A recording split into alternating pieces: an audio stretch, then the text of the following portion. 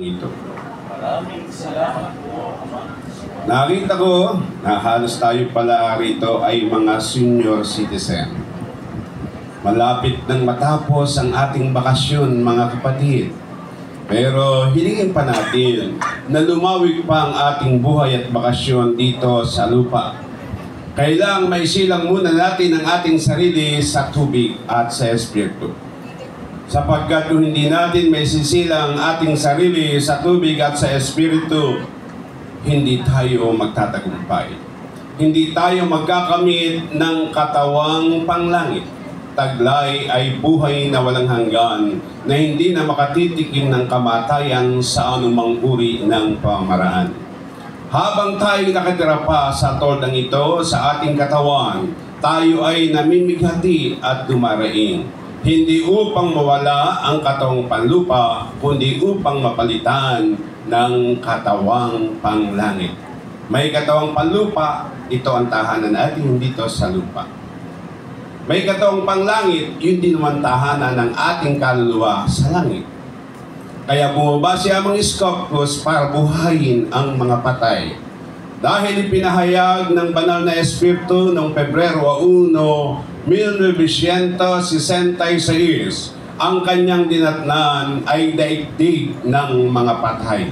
Lahat tayo ay namatay sa second mystery. Ano ba ang second mystery?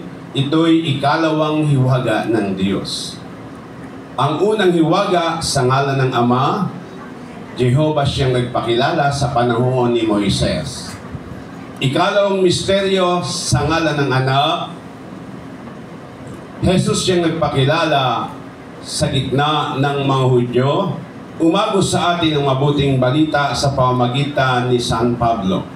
Si San Pablo ang kahuli-hulihan na hinirang ng Panginoon sa mga apostol upang ito naman ang kanyang isugo sa bayang Hentil, upang ibalita rin sa bayang Hentil ang mabuting balita ng kaligtasan. At nakarating sa atin ang mabuting balita sa pamamagitan ng mga Kastila, mga praile. Ngunit tinuruan tayo ng mga katuruan lamang ng tao. Iyan ang dahilan kaya tayo namatay sa pananampalataya. Kaya bumaba si Amang Iskopos para gisingin ang mga patay, para buhayin ang mga patay. Alin po patay ang ating pinag-uusapan? Hindi po yung ating pisikal na katawan. Ang patay na ating pinag-uusapan ay yung ating kaluluwa. Dahil patay ang pananampalataya, patay ang kaluluwa. At bumaba si Amang Iskopos para buhayin ang mga patay.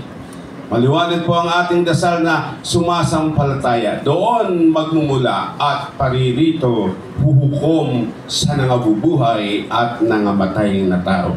Hindi po yung nasa sementeryo ang huhukuman. Patay na yon. Ang hukuman ay ang mga tao na dinatnan niyang buhay, ngunit patay ang pananampalataya. Pag ang tao ay patay ang pananampalataya, patay ang kaluluwa. Ang kaluluwang patay, kulay itim. Ngunit pag naisilang mo ang iyong sarili sa tubig at sa espiritu, ang iyong kaluluwa ay magiging kulay puti.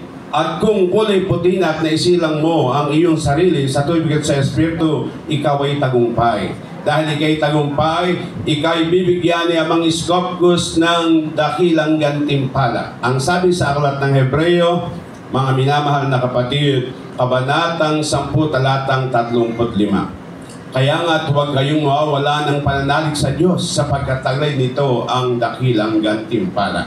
Ano ang dakilang gantimpala? Mga kapatid, ang katawang panglangit na hindi na makatitikim ng kamatayan sa anumang uri ng pamaraan. Gusto niyo ba yun? Ako gusto ko. Ewan ko kayo kung gusto niyo.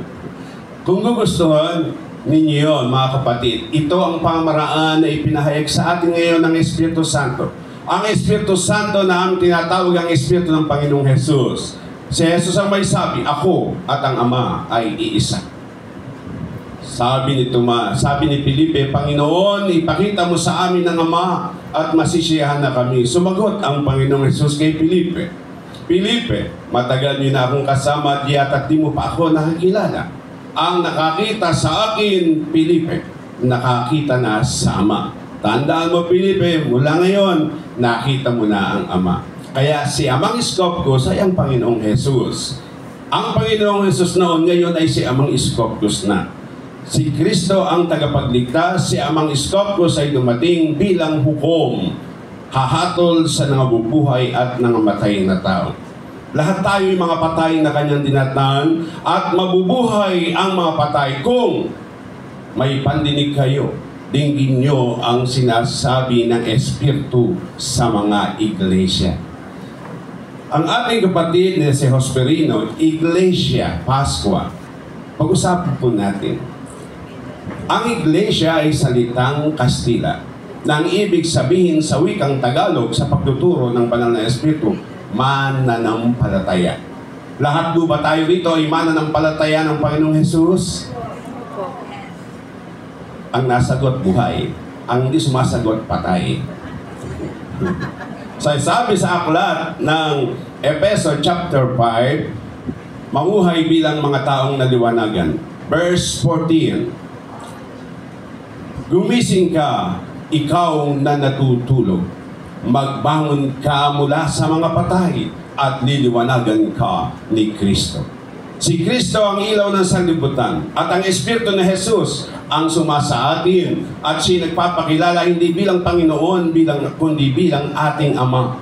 Ama sa Espiritu at katotohanan. Kaya nagpapatawag siya ng Amang Iskopkos. Amang Iskopkos, Amang Iskopkos. Na ang ibig sabihin ng tatlong Amang Iskopkos sa ngalan ng Ama, siya si Jehovah. Sa ngalan ng Anak, siya si Jesus, at sa ngalan ng Espiritu Santo, siya ngayon ay si Amang Iskopkos, ay iisang Diyos sa magkakaibang panahon. Tandaan po natin sa aklat ng mga ngaral, Kabanatang 3, talatang 1 at 11. Ang lahat ng pangyayari sa daigdig ay nagaganap sa panahong itinakda ng Diyos. Verse 11, at iniaangkop niya ang lahat sa kapanahunan. Nang maganap ang first mystery, hindi pa tayo tao. Nang maganap ang second mystery sa panahon ng mga Hudyo, kung saan siya ay nagkatawang tao, namuhay bilang tao, nakapiling ng tao, hindi pa rin tayo tao. Kahit ang ating mga ninuno, wala pa roon sa panahon. Kaya naman ngayon, sa ngalan ng Espiritu Santo, tao tayong dinatnan. May edad na, may bata pa, at may sinisilang pa. At nagpapakilala na ang Panginoong Jesus hindi bilang tagapagligtas, kundi siya bilang hukom ng mga hukom. Dumating upang hukuman ang sangkatauhan. Gusto niyo po ba magtagumpay? Gusto niyo magtagumpay sa pananampalataya? Okay. Kailangan magtagumpay tayo. Dahil malapit na matapos ang ating bakasyon.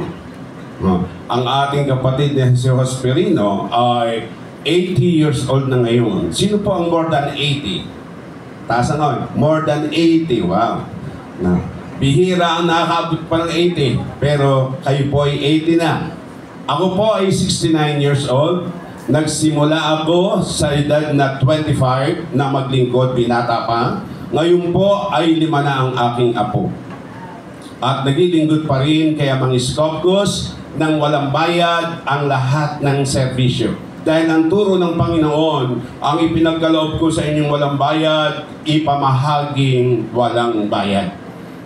Ano man ang gawin ninyo sa inyong kapwa, huwag kayong hihingi ng anumang kapalit o kabayaran. Pagkat ang inyong amang nasa langit ang gaganti sa lahat ng mabuti ninyong ginawa sa inyong kapwa. Ngunit dumating si Amang Iskopkos noong Pebrero 1, 1966. Lahat kinakalakal ang kanyang pangalan, kinakalakal ang kanyang ebanghelyo. Kaya itinakda niyang tapusin ang second mystery sapagkat ang lahat ng sekta na kanyang dinatnan noong Pebrero 1, 1966, lahat ay antikristo. Lahat ay kalaban ni Kristo. Dahil ang sabi sa aklat ng Santiago, ang lumabag sa isa na kautusan ay lumabag sa lahat. Kaya po dito sa Father Iskopkos New Catholic Temple, for 59 years, walang bayad ang aming serbisyo. Libre ang kasal, libre ang binyag, libre ang basbas, libre ang misa. Lahat po ng panggagamot ay libre at walang bayad. Dahil ang aming hinahangad ay ang pagpapala ni Amang Iskopkos. Ang buhay na walang hanggan, katawang panglangit na hindi na makatitikim ng kamatayan sa anumang uri ng pamaraan. Kaya po, makinig kayong mabuti mga kapatid, nasa 59 na taon na ng paghuhukom. May nalabi na lamang na 41 years. Bahil kung atin pong i-analyze sa panahon ni Noe, 100 years niyang ginawa ang daong. Umakyat siya ng 601 at bumaba ng 602. Kaya may nalabi pa tayong 41 years para magtagumpay. Para maisilang ang ating sarili sa tubig at sa Espiritu. Dahil ang sabi ng Panginoon Jesus, Aklat ng Juan chapter 3, verse 5, kinakailangang ang ipinanganak sa laman ay laman. At ang pinanganak sa Espiritu ay Espiritu. Sinasabi ko sa inyo ang katotohanan. Kinakailangang lahat ay ipanganak na muli. Paano po ipapanganak na muli? Sapagkat kung hindi kayo ipapanganak na muli, o hindi nyo maipapanganak na muli ang inyong sarili, hindi kayo paghaharian ng Diyos. Iyan ang maliwanag na kasulat sa Aklat ng Juan, Kabanatang 3, talatang 5 hanggang 6. Kaya naman, kayo po inaanyayahan namin sa araw at oras na ito bilang pakikiisa sa pagdiriwang sa 80 taon ng ating kapatid na si Ginoong Hosperino Iglesia Pascua. Lahat tayo rito ay iglesia. Ang lahat ng iglesia ay tinatawag na Iglesia ni Cristo. Hindi pwedeng angkinin ng isang sekta lamang na siya ang Iglesia ni Cristo. Lahat ng naniniwala kay Jesus, Iglesia ni Cristo. Ngunit hindi lahat ng Iglesia ni Cristo bahagi ng banal na katawan ni Cristo. Dahil ang bahagi ng banal na katawan ni Cristo ay yung Iglesia na masunurin, hindi matigas ang ulo. Pagka masuwayin, hindi ka pwedeng maging banal, bahagi ng banal na katawan ni Cristo. At tayong lahat ay naging masuwayin, ngunit masunurin sa tao. Sinuway natin ang utos ng Panginoon, sinunod natin ang utos ng mga praile. Diyan namatay ang ating mga ninuno. Diyan tayo nabuhay bilang Kristiyano. Fiesta, Prosesyon, Novena, Santa Cruzan, Flores de Mayo, Caracol, etc. etc. Diyan tayo lahat. Sinasabi kong tayo sapagkat diyan ako galing. At hindi ko pwedeng hamakin ang aking pinanggalingan. Ngunit kinakailangan sabihin ko sa inyo ang katotohanan. Ang katotohanan ng pananampalataya na itinuro ng Panginoong Jesus ay dapat siyang mangyari, hindi ang itinuro ng tao lamang. Sapagkat ang pananampalataya na hindi ayon sa pananalig na itinuro ng Panginoon ay patay. At tayo namatay sa second mystery dahilan sa ating mga minanang turo. Hindi tinuro ni Kristo ang lahat ng ating kinamulatan. Iyan ay turo ng mga praile na kung sabihin, ako'y lingkod ng Diyos, kailangan sumunod kayo. Nanggagahasa, pumapatay, nananakit, nang aapi, pero lingkod pa rin ng Diyos na dapat igalang. At iyan po ay katotohanan. Bakit ko sinasabi ito mga kapatid? Pagkat lahat tayo namulat sa katuruan ng mga praile. At iyan ang dahilan kaya tayo ay namatay. Ngunit may pagkakataon pa. There is 41 more years chance para tayo ay mabuhay sa pananampalataya. At ito ay mangyayari lamang kung ang lahat ay sasamba sa Espiritu at sa katotohanan. At ang tunay na pagsamba sa Espiritu at katotohanan ay ang pagtanggap sa pangalan ng Espiritu Santo. Dumarating ang araw at ngayon na hinahanap ng Ama sa kanyang mananamba na siya'y sambahin sa Espiritu at sa katotohanan. Sapagkat ito ang hinahanap ng Ama sa kanyang mananamba. Ang Diyos ay Espiritu.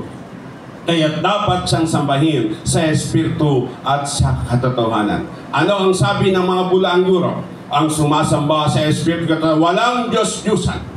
They interpret the image of the saints and of the Lord na mga Diyos-Diyusan. No, that's not true. Ang mga image sa malalaking simbahan ay mga image at imahe ng mga taong sumunod sa Panginoon. Sumunod kay Kristo Jesus at sa mga apostoles. Kaya nang sila'y mamatay, iginawa sila ng imahen upang huwag silang makalimutan. Ngunit itong mga bulaang guro naman ay dumating at tinatakot ang mga naniniwala sa imahen ng mga Kristiyanong sumunod at nagpakasakit sa Panginoon. Kaya tandaan niyo mga kapatid, huwag lang natin ipagpiesta. Dahil hindi naman sila dapat ipagpiesta dahil sila ay tao rin tulad natin. Po, maintindihan, igalang natin. Ako'y galing sa Katoliko. At kung walang halaga ang kanyang imahen, bakit ang Santo Niño Jesus ay nakaganito? Alam niyo ba ibig sabihin nito? Sabi ng marami, year 2000, magugunaw ang mundo. Hindi po magugunaw ang mundo.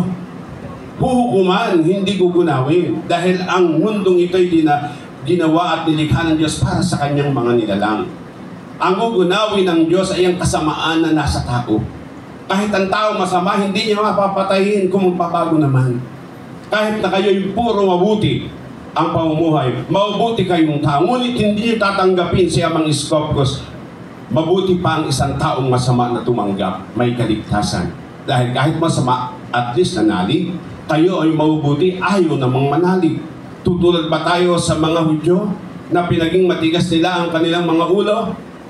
Kaya sa galit ng Panginoon ay kanyang isinumpa, hindi makapamamahinga at makapapasok sa aking kaharian ang kanyang bayan. Ang kanyang bayan ay ang bayang Israel. Kasama diyan ang bayang Hudyo, ang lahing Hudyo. Ngunit naging matigas ang kanilang mga ulo. Tutulad pa tayo sa mga Israelita at mga Hudyo na magiging matigas ang ulo, gayong binibigyan tayo sa gitna ng bayang Hentil ay pinili ang lahing Pilipino bilang Kristiyano na magtataguyod ng kanyang ikatatlong misteryo.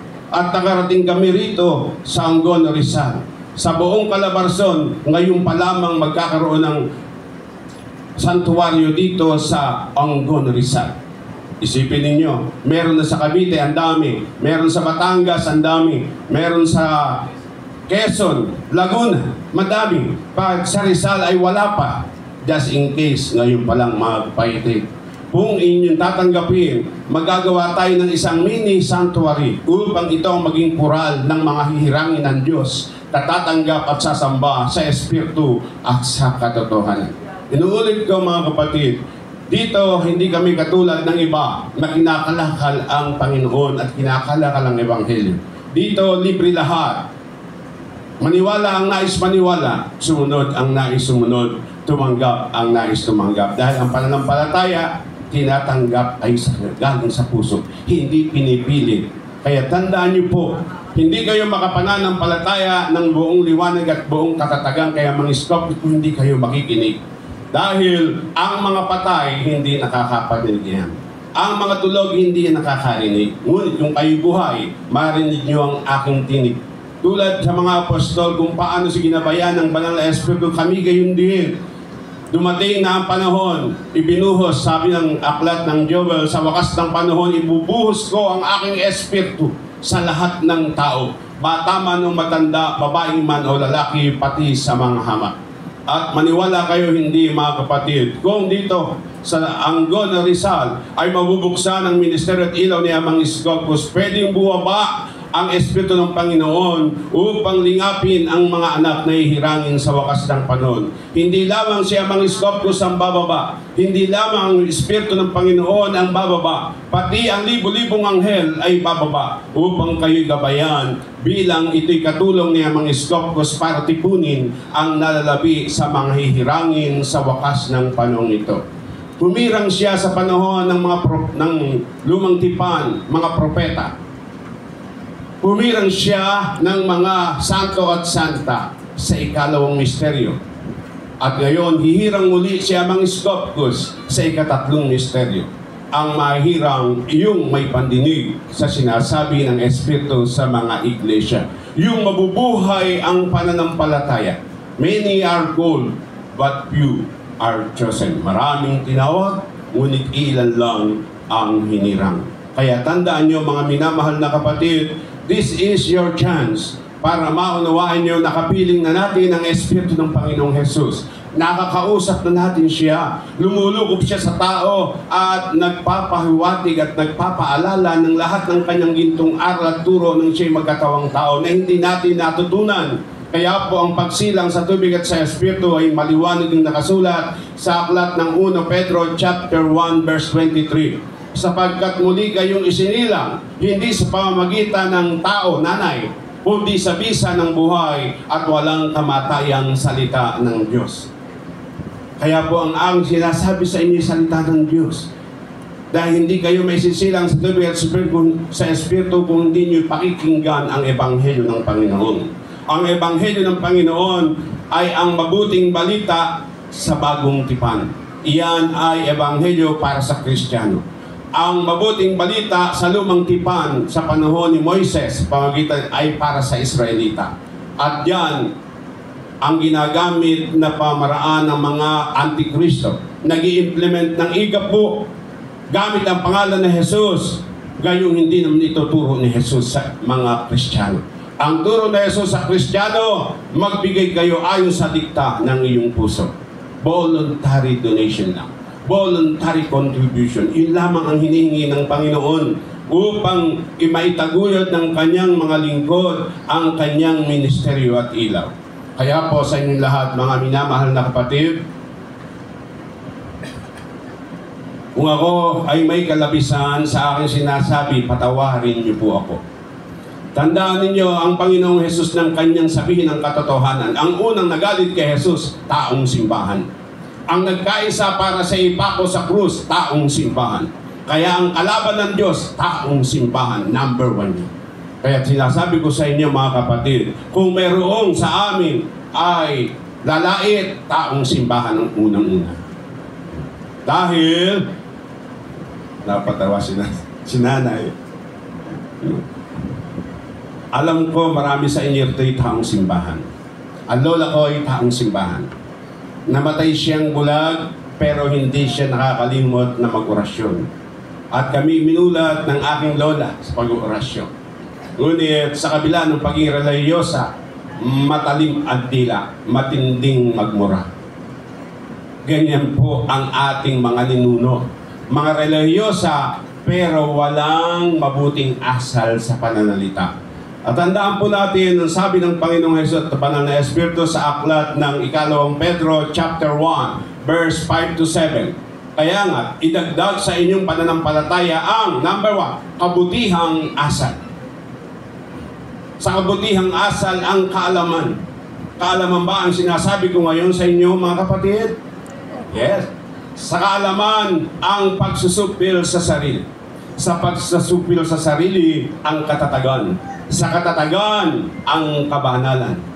Sa kabanalan ang pagmamalasakit sa kapatid at sa pagmamalasakit ang pag-ibig. Anong pag-ibig? Ang daling sabihin yung mahal kita, iniibig kita. Ngunit, ang sabi ni Jesus, mag-ibigan kayo tulad ng pag-ibig ko. Magmahalan tayo tulad ng kanyang pagmamahal. Ngunit, marami sa atin nagmamahal. Ayon lamang sa gusto niya. Hindi pagmamahal tulad ng pagmamahal ni Kristo. Kayo ba'y nagtitiis? Sino ang welcome ang magtiis? Hindi kayo makataas ng kamay, no? Paano po ang sabi sa aklat ng 1 Pedro? Is it in 1 Pedro? 1 Pedro chapter 2 verse 21. Ang pagtitiis ng hirap ay bahagi ng pagkahirang sa inyo ng Diyos, sapagkat nang si Kristo ay magtiis para sa inyo, binigyan kayo ng halimbawa na marapat tularan. Nagtiis ba si Jesus? Nagtiis ba mga apostoles? Yes. Bakit kayo hindi magtitiis kung tayo anak ng Diyos? At naunawaan nyo ang pagkatawag sa inyo. Nasa pagtitiis ang tunay na pagsunod sa kalooban ng Diyos. Kinakailangan kayo magtiis upang masunod ninyo ang kalooban ng Diyos. Hebreo chapter 10 verse 36. Kinakailangan kayo magtiis upang masunod ninyo ang kalooban ng Diyos. Amen? Amen. Kaya ang makipot na pintuan ay ang ministeryo at ilaw ni Amang Iskopos. Ang puhunan dito, hirap, sakit at pagtitiis. Ang tatanggap, makapapasok sa makipot na pintuan. Ngunit ang ayaw ng pagtitiis, gusto ay karangyaan. Tandaan nyo, ang sabi ng Ebanghelyo, hindi nagmumula sa Diyos ang karangyaan. Ito'y nagmumula ay sa sanlibutan. Amen? Ano ang ibig sabihin? Nandito sa sanlibutan ang kayamanan ng Diyos. Nandito rin sa sanlibutan ang kayamanan ng pansanlibutan. At mas inuuna ng tao ang kayamanang nabubulok kaysa kayamanang hindi nabubulok. Ano ba ang kayamanang hindi nabubulok? Eto po. Ang gintong aral ay kayamanan. Kayamanan para sa ating kaluluwa. Pagkain para sa ating kaluluwa. Ngunit lagi nating iniisip pagkain para sa tiyan. Hindi iniisip yung pagkain ng kaluluwa. Kung kaya naman sinasabi ko sa inyo, ang pananampalataya sa Espiritu at katotohanan, unang-unang natutunan, iginagalang ang araw ng Sabbath Day. Ang Sabbath Day sa ating Kristiyano Pilipinas ay linggo. Iyan ang ating pakipagtipan sa Diyos upang tayo makinig ng kanyang aral, upang mabuhay ang kaluluwa natin na mga patay na dinatnan. Mabubuhay ang mga patay kung kakain ng pagkain espiritual. Amen? Anong oras na po? Mag-11 na po. Sabi niya, 2 oras, di po ba? Di pwede tayo hanggang 10:30. 11:30. Ang aking palagay, parang 20 minutes pa ako nagsasalita. Pero mauubos na yung 1 oras. Naintindihan niyo mo, gusto niyo po ba? Gusto niyo pa? Okay po. Yamang ito'y paminsan-minsan lamang at maaaring maulit ito ay sa ika-81 taong kaarawan ng ating kapatid na Hosperino Iglesia Pascua. Ito. Ay magkita-kita po tayo sana uli at may patuloy namin sa inyo ang mabuting balita na ipinapahayag namin upang mabigyang babala ang bawat tao. Tandaan nyo nung panahon ni Noe, ang sabi ng mga tao kay Noe, galit na galit kay Noe dahil sinasabi ni Noe na kayo magsipagbago pagkat darating ang baha. Ngunit sa halip na sumunod ang tao, ang sabi nila kay Noe, maniniwala kami pag nakita namin ang baha. To see is to believe. Yun ang kanilang opinion. To see is to believe. Kayo po ba'y ganun din? Kaya makita nyo muna bago kayo maniwala. Tandaan nyo po mga kapatid, lahat ay napahama. Nakaligtas lamang ay si Noe at ang kanyang sambahayan. Sa loob ng 100 taon ay ginawa ang daong at isinakay ang mga iba't ibang uri ng hayop upang mailigtas sa baha. At nangyari ito, mga kapatid, muli sa ating panahon, mula noong Pebrero 1, 1966 hanggang sa kasulukuyan, ay 59 na taon na nagbabala ang Diyos sa pamamagitan ng aming bibig. Ang aming bibig, ito po yung trompeta. Ito yung pakahak ng Diyos. Ang huling tunog ng trompeta. Ang huling pakakap ay ang aming mga bibig sapagkat kami nagsasalita sa kapangyarihan at kapamahalaan ng Espiritu Santo upang sa inyo ay bigay ang babala na kinakailangan lahat ay magising sa katotohanan na ang lahat ay magkaroon ng pagkaunawa na dumarating ang araw at ngayon na kinakailangan sambahin ang Diyos sa Espiritu at sa katotohanan. Kaya sinasabi ko ito mga kapatid at bibigyan namin kayo ng leaflets. Ito po ay libre. Huwag niyo man ninyo ipangiiwang. Basahin po ninyo. Basahin po ninyo mga minamahal na kapatid. Bigyan lahat at yung mga hindi magkakamit sa mag-asawa isa lang para lahat magkasya. Basahin niyo po yan. At kung nais ninyo na magkaroon ng isang pagtitipon sa tahanan ng ating celebrant, ay welcome po kami. Darating kami sa inyo. Hindi nyo gastos namin. Wala kaming hihingin sa inyo. Tandaan nyo, maliban na lamang kung kayo ay member na, sadyang implement ng Panginoon, magtulungan ang mananampalataya. Yan lamang ang karapatan na ibinigay sa amin ng Diyos. Magtulungan, turuan ang mananampalataya na magtulungan. Amen? Tutulungan ba tayo ng Iglesia ni Manalo? Hindi po. Tutulungan ba tayo ng Roman Catholic? Tutulungan ba tayo ng El Shaddai? No. No. Tandaan niyo po, for 59 years, ang pagtutulungan lamang ng Iglesia ni Amang Iskopkos ang aming inaasahan para kami makaagdong. Sa ngayon, meron na po tayong mahigit sa 40 sangay. Hanggang Mindanao ay meron na rin. Kaya puspos liwanag ang pagsisikap ko na maipalaganap din sa Kamindanawan ang mabuting balita tungkol sa pagsamba sa Espiritu Katotohanan kay Amang Iskopkos na ating Diyos na buwaba upang tayo'y lingapin sa wakas ng panahon ito. Bigyan ng pagkakataon sa buhay na walang hanggan. Tandaan niyo po, kung tatanggapin niyo si Amang Iskopkos, huwag lang kayong tatalikod. Ligtas na ang kaluluwa niyo sa kumukulong asupre at naglalagablab na apoy. Dahil ang sabi sa aklat ng Roma, banggitin lamang na iyong labi na si Jesus ay iyong Panginoon at sasampalataya ka ng buong puso. Ligtas ka na. Tandaan po, ngunit, ano po ang sabi ko kanina? Tapos na ang second mystery. Wala na sa pangalan ni Jesus ang ikaliligtas ng bawat isa. Dahil lahat tayo ay namatay sa pangalan ni Jesus. Dahil tayo sumuway sa tunay na pananampalataya na itinuro ng Panginoong Jesus. Ang sabi sa aklat ng Hebreo, chapter 12, Ama natin ng Diyos, verse 2. Ituon natin ang ating paningin kay Jesus na siyang pinagmulan ng ating pananampalataya at siya rin ang nagpapasakdal dito. Napaginsakdal ba natin ang pananampalataya natin sa Panginoong Jesus? Hindi. Kasi sumunod tayo ay sa utos ng praile, hindi sa utos ng Panginoong Jesus.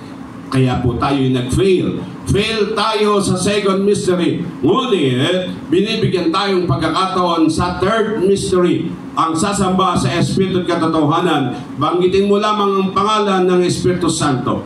Amang Iskopkos, Amang Iskopkos. Huwag ka lang tatalikod. Ligtas na ang kaluluwa mo sa kumukulong asupre at naglalagablab na apoy. Amen. Amen. Ngunit, yung bang kaligtasan lamang ng iyong kaluluwa sa kumukulong asupre ang gusto mo o gusto mo ng katawang panglangit? Yes, gusto natin. May tahanan tayo sa langit dapat. Dahil hindi tayo makakakit sa langit kung wala kang tahanang panglangit. Kaya kailangan tayo magtagumpay sa pananampalataya sa Espiritu at Katotohanan sa pangalan ni Amang Iskopkos ay kailangang magtagumpay dahil ang sabi sa aklat ng Apokalipsis chapter 2 verse 17, kung may pandinig kayo, tingin niyo ang sinasabi ng Espiritu sa mga iglesia. Sa magtatagumpay, bibigyan ko ng nakatagong pagkain at bibigyan ko rin siya ng isang batong puti. At sa bato ay may nakasulat na isang bagong pangalan na walang nakakaalam kundi ang tatanggap niyo. Ngayon sinasabi ko na po sa inyo. Ang sabi sa pahayag, Revelation chapter 10 verse 3 and 4, sumigaw siya at tinugon siya ng nagundong ng 7 kulog. Nang isusulat nuna ang sinabi ng 7 kulog, narinig ko ang tinig mula sa langit na nagsabi, ilihim mo ang sinabi ng 7 kulog. Huwag mong isulat. Ano yung hindi isinulat na sinabi ng 7 kulog? Pagdating ng Espiritu Santo, tutulungan niya kayong maunawaan ang buong katotohanan.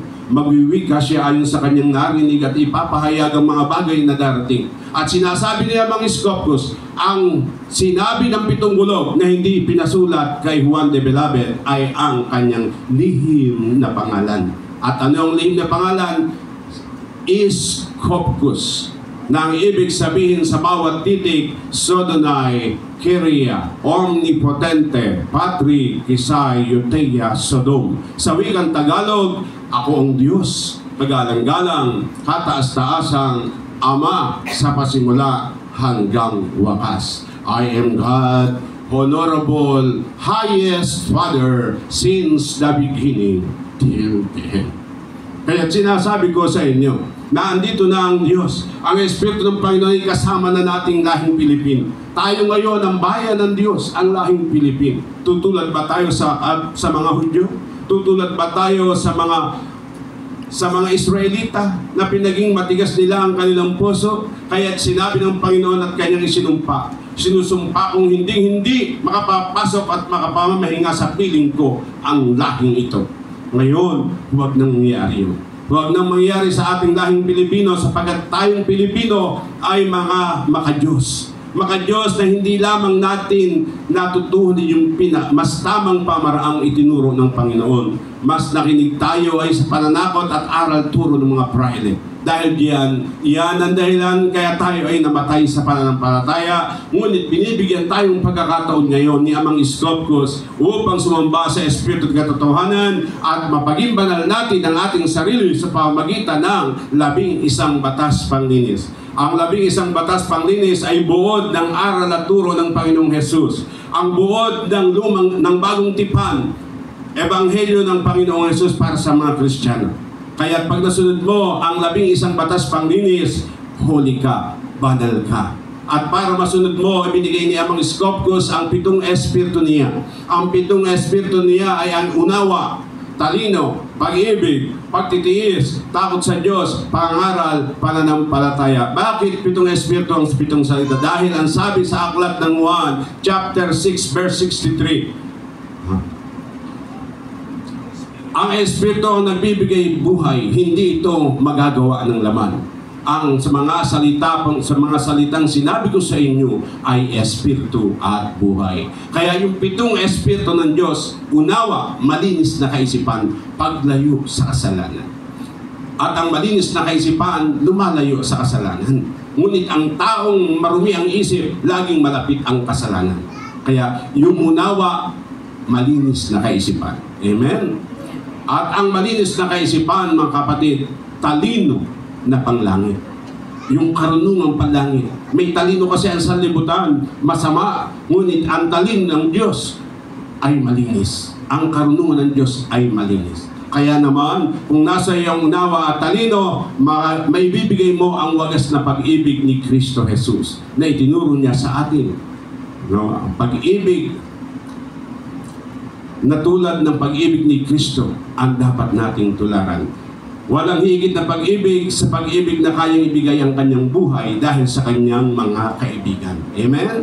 Kaya kung nasa iyong pag-ibig, kailangan may pagtitiis. Pang-apat, magtitiis ba kayo? Tanggap niyo bang magtiis bilang anak ng Diyos? Yes. Dahil nasa pagtitiis ang tunay na pagsunod sa kalooban ng Diyos. At maraming uri ng pagtitiis. Ang kapitbahay mo, tiisin mo masamang asal.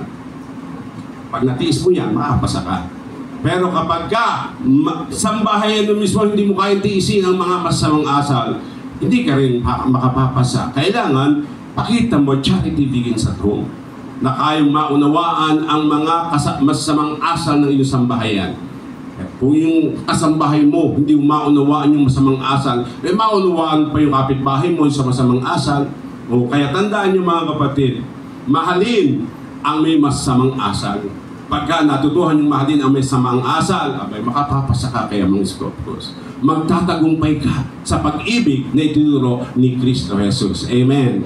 Kaya kung nasa inyo ang pagtitiis, bakit ka nagtitiis? Dahil may takot ka sa Diyos. Titiisin mo lahat dahil may takot ka sa Diyos. Ano yung takot? Pagsunod sa Diyos. Yung takot sa Diyos, ang ibig sabihin, pagsunod sa Diyos. Kaya ka sumusunod siya, hindi mo pinapansin, hindi mo iniintindi ang sinasabi at nakikita ng iyong mata na pagkakasala mo. Ang ibig sabihin ng huwag mong pansinin, magbulag-bulagan, magpipipipihan, magbigi-bingihan. Naintindihan niyo po, ang ibig sabihin, huwag papansinin yung mga bagay na ipagkakasala mo. Huwag mo nang pansinin. Huwag yung kahalungkatin mo. Ano ang sabi ng kasulatan? Suriin nyo ang inyong sarili. Ang tao, sinusuri yung kapwa. Hindi yung sarili. Kaya, nagkakasala, nag-aaway, nagsasabulatan, nagsasapakan. Kasi nagmamagaling, sinusuri yung iba, sarili ay hindi masuri. Amen.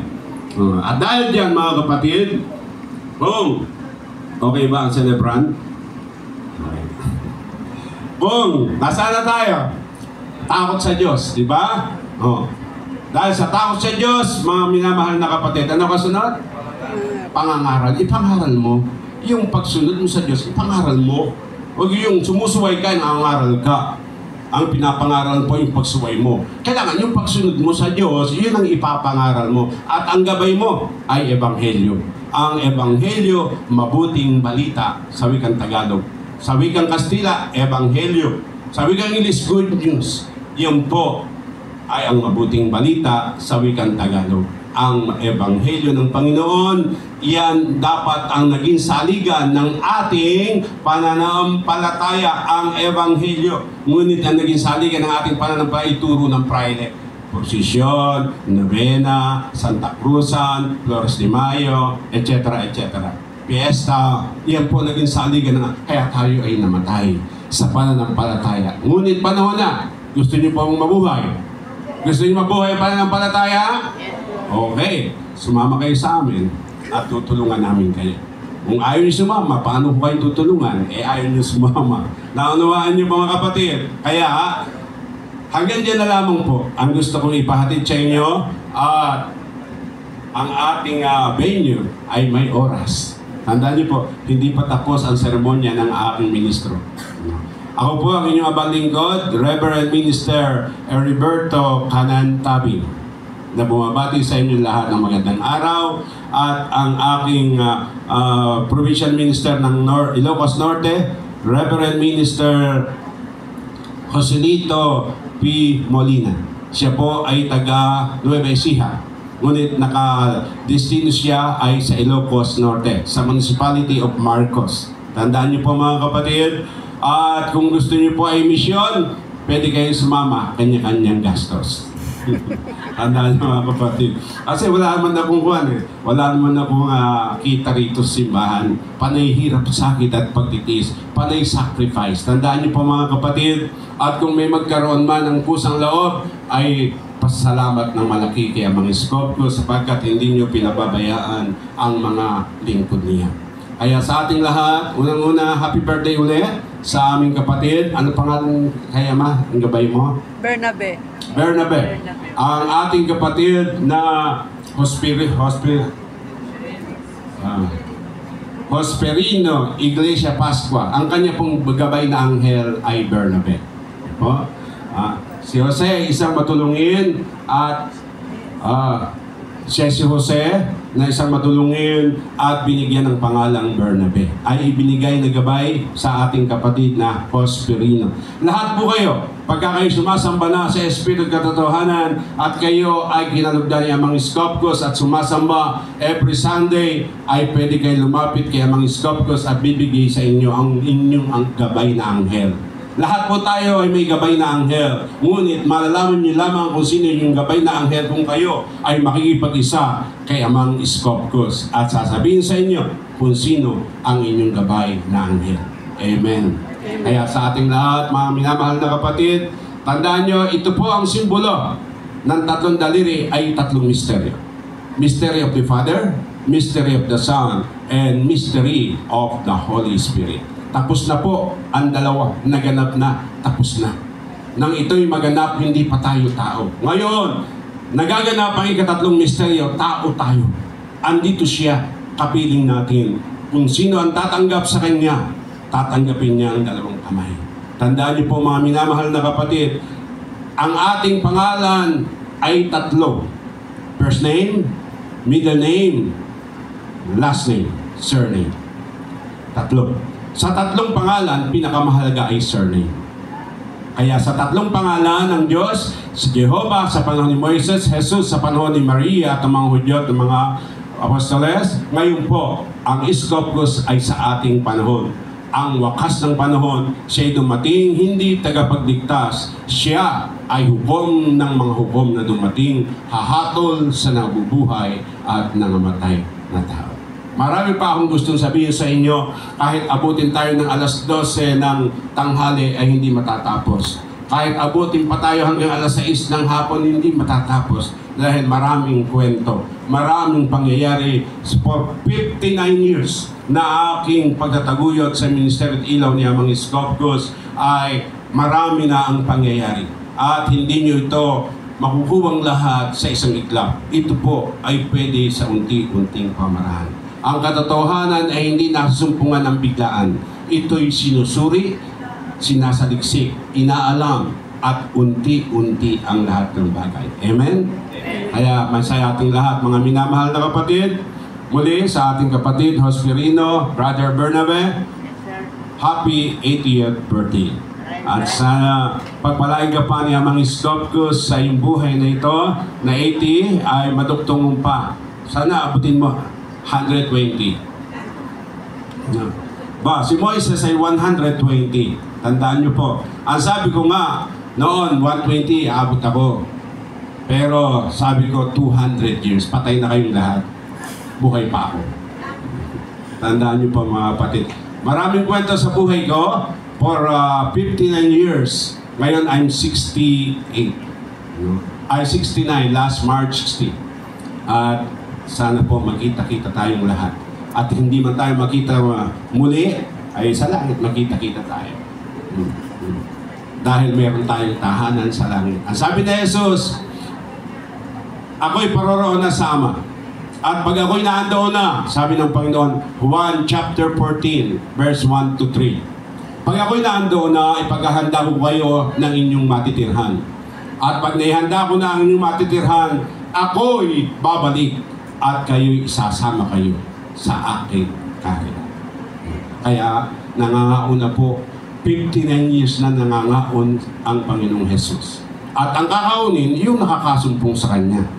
Pero yung hindi makakaon at hindi makasusumpong kaya mga Iskopkos, hinatulan niya na ang kanyang sarili. Siya na ang humatol sa kanyang sarili. Ngunit ngayon, lahat, mga kapatid, sa mga nahuli na hindi lubang naunawaan na aking sinasabi, there is another time. Dahil meron pong limitasyon ang ating oras. Tandaan niyo po, mga kapatid, God bless everyone, ating ituloy ang banal na misa. Magsitayo po ang lahat.